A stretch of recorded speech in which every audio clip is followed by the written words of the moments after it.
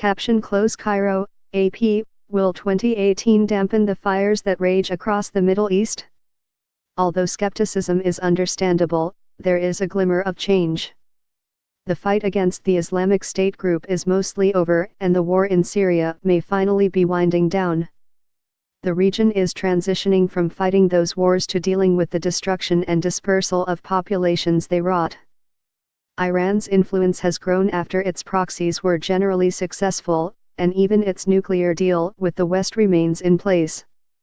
In rival Saudi Arabia, a youthful new leader is promising long-delayed modernization at home and greater confrontation with Iran in the region. Donald Trump in the White House adds a mercurial element to an exceedingly combustible brew. If pessimism reigns, much can be traced to the failure of the 2010-11 Arab Spring revolts against despotism. Instead of a democratic wave, a string of wars has followed. Libya seems doomed to chaos, and the war in Yemen is a genuine humanitarian crisis. In many places the old guard remains in place. So spectacular is the wreckage that almost no one refers to the Arab Spring without irony anymore. Egypt, which gripped the world's attention when street demonstrations and the military toppled Hosni Mubarak 7 years ago, exemplifies the scaled-down ambition. After several years of mayhem, it seems more stable now, the economy growing and tourism up. Jihadi terrorism remains a problem, though, especially in the Sinai Peninsula and against Christians, and freedoms have been curtailed.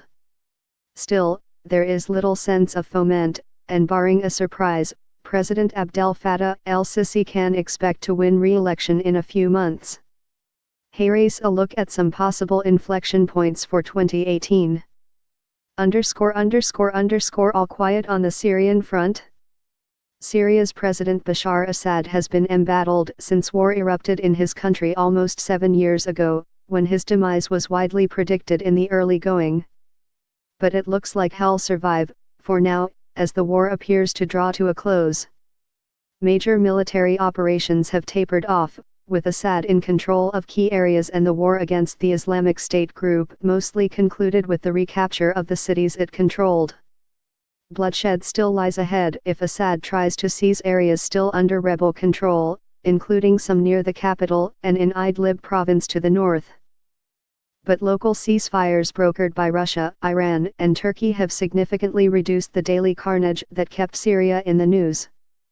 The fate of Assad, whose heavy-handed, decades-old family rule sparked the rebellion, remains a toxic issue that has scuttled all diplomatic efforts at peace.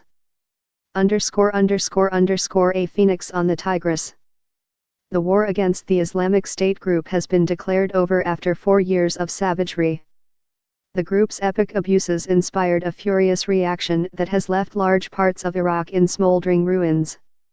The fight by the US-led coalition was grueling in Fallujah, Ramadi, Hawija, Tal Afar and finally Mosul.